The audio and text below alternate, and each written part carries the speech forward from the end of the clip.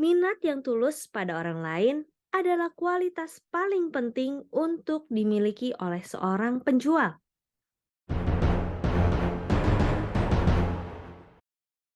Bagaimana mencari kawan dan mempengaruhi orang lain? How to Win Friends and Influence People oleh Dale Carnegie. Bagian kedua, 6 cara untuk membuat orang lain menyukai Anda. Bab ke-1, lakukan ini dan Anda akan disambut hangat di mana saja. Part kedua, saya pernah mengikuti kursus menulis cerita pendek di Universitas New York. Dan selama kursus itu, editor sebuah majalah terkemuka berbicara di depan kelas. Dia sampaikan bahwa dia bisa mengambil yang manapun dari lusinan cerita yang terletak di mejanya setiap hari. Kemudian setelah membaca beberapa paragraf, dia sudah bisa merasakan apakah si penulis menyukai orang. Kalau si penulis tidak menyukai orang, orang tidak akan menyukai ceritanya, ujarnya. Editor kawakan ini berhenti 2 kali dalam pembicaraannya mengenai penulisan fiksi, dan dia minta maaf karena telah berkhotbah. Saya sampaikan pada Anda, tapi ingat, Anda harus menaruh minat pada orang lain kalau Anda ingin berhasil menjadi penulis. Kalau hal itu berlaku pada penulisan fiksi, Anda bisa juga yakin kalau itu juga berlaku dalam urusan dengan orang secara berhadapan muka. Saya melewatkan suatu malam di kamar ganti Howard Thurston saat terakhir kali dia muncul di Broadway. Ia dikenal sebagai ketua para ahli sulap. Selama 40 tahun dia telah berkeliling ke seluruh dunia menciptakan ilusi-ilusi, menyihir para penonton dan membuat orang tercengang. Lebih dari 60 juta orang telah membayar untuk menonton pertunjukannya dan dia telah mengantongi keuntungan 2 juta dolar. Saya tanyakan kepadanya tentang rahasia suksesnya. Pendidikan formalnya sudah pasti tidak ada hubungannya dengan ini, karena dia telah melarikan diri dari rumah ketika masih merupakan seorang anak lelaki kecil untuk menjadi gelandangan, naik gerbong barang, tidur di tumpukan jerami, mengemis makan dari pintu ke pintu, dan belajar membaca dengan cara memandang keluar gerbong barang, memandangi tanda-tanda di sepanjang jalan. Apakah dia mempunyai pengetahuan luar biasa tentang sulap? Tidak. Dia ceritakan pada saya bahwa ratusan buku sudah ditulis tentang permainan sulap dan hampir semua orang sudah tahu apa yang dia kerjakan. Tapi dia punya 2 hal yang orang lain tidak punya. Pertama, dia punya kemampuan menampilkan kepribadiannya di depan lampu sorot. Dia adalah seorang penghibur ulung. Dia kenal akan sifat dasar manusia. Segala yang dilakukannya, setiap gerakan, setiap intonasi suaranya, setiap saat alisnya terangkat, telah dipraktekkan dengan seksama sebelumnya, dan aksi panggungnya dihitung dalam pecahan detik. Tapi, sebagai tambahan dari kemampuan itu, banyak para tukang sulap akan melihat kepada penonton dan berkata kepada diri mereka sendiri, "Nah, ada sekelompok besar orang yang mudah ditipu di sana, sekelompok orang dusun. Saya akan membodohi mereka." Tapi metode Thurston sama sekali berbeda. Dia katakan kepada saya bahwa setiap kali dia naik panggung, dia berkata pada dirinya, "Saya sangat bersyukur karena orang-orang ini datang pada saya. Merekalah yang memungkinkan saya mencari uang dengan cara yang sangat saya sukai. Saya akan memberi mereka pertunjukan terbaik yang mampu saya lakukan." Dia mengakui bahwa dia tidak pernah menginjakan kaki di depan lampu sorot tanpa lebih dahulu berkata pada dirinya berulang-ulang, "Saya mencintai penonton saya. Saya mencintai penonton saya." Menggelikan?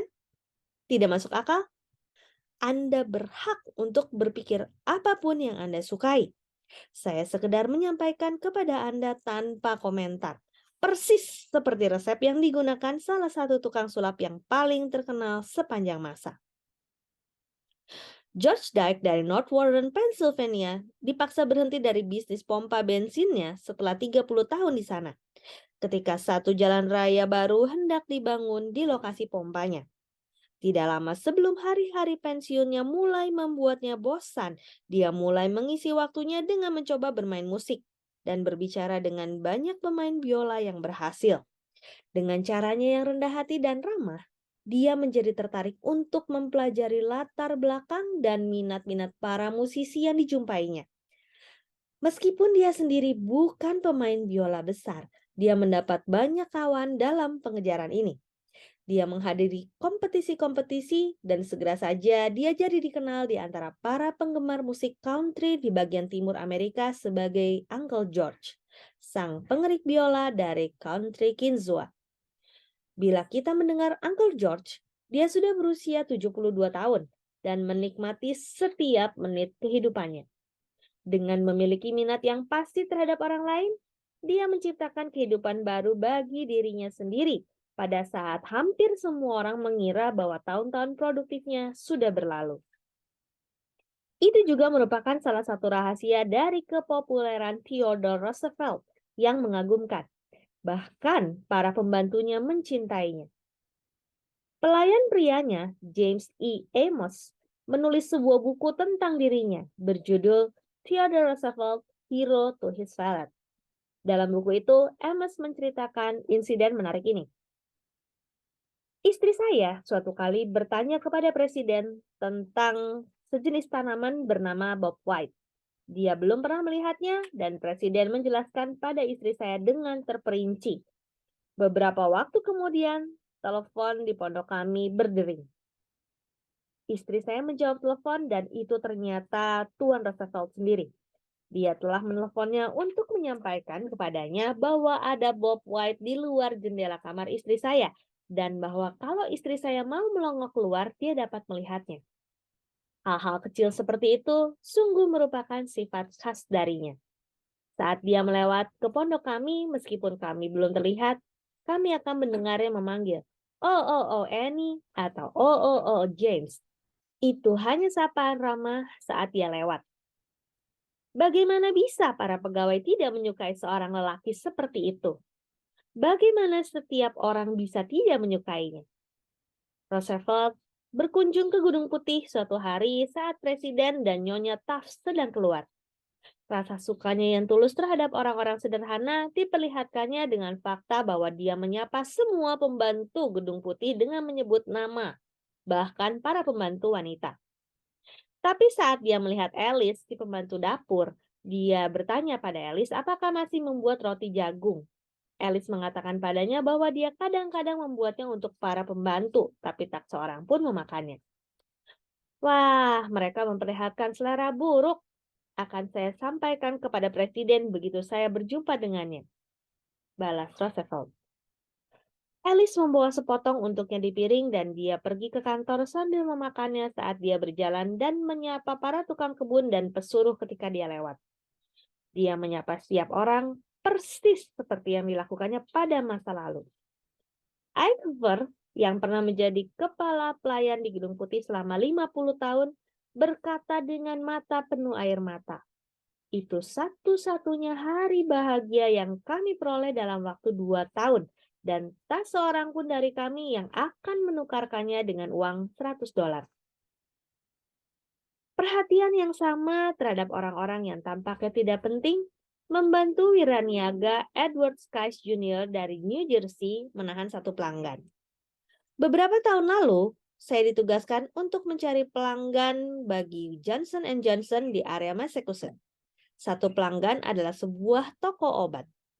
Setiap kali saya masuk ke dalam toko itu, saya selalu lebih dulu berbicara dengan pegawai soda dan pegawai penjualan selama beberapa menit sebelum bicara dengan pemilik toko untuk memperoleh pesanannya. Suatu hari saya pergi ke atas menuju pemilik toko itu dan dia minta saya agar pergi saja karena dia tidak berminat membeli produk Johnson & Johnson lagi. Karena dia merasa mereka memusatkan kegiatan pada toko makanan dan toko-toko yang memberi potongan harga sehingga merugikan toko-toko obat kecil. Saya pergi dengan kecewa dan cemas dan mengendarai mobil berkeliling kota selama beberapa jam. Akhirnya, saya putuskan untuk kembali dan berusaha setidaknya menjelaskan posisi kami pada pemilik toko. Saat saya kembali, saya berjalan masuk. Seperti biasanya, mengucapkan halo pada pegawai soda dan pegawai penjualan. Begitu saya berjalan ke atas pada si pemilik, dia tersenyum pada saya dan menyambut saya kembali dengan hangat. Lalu dia memberi saya pesanan 2 kali lipat dari biasanya. Saya memandangnya dengan tercengang dan bertanya padanya apa yang sudah terjadi, karena kunjungan saya hanya baru berselang beberapa jam sebelumnya. Dia menunjuk pada seorang pemuda di bagian soda dan berkata bahwa setelah saya pergi, pemuda itu telah datang dan berkata bahwa saya adalah satu dari sedikit para penjual yang mampir ke toko itu yang peduli untuk menyapanya dan menyapa yang lainnya di toko. Dia katakan pada pemilik itu bahwa apabila ada penjual yang berhak atas bisnisnya, itu adalah saya. Pemilik itu setuju dan tetap menjadi pelanggan setia. Saya tidak pernah lupa bahwa minat yang tulus pada orang lain adalah kualitas paling penting untuk dimiliki oleh seorang penjual. Demikian How to Win Friends and Influence People. Bagian kedua, bab pertama, part yang kedua. Saya Roswita Anggraini, sampai jumpa di part selanjutnya. Terima kasih.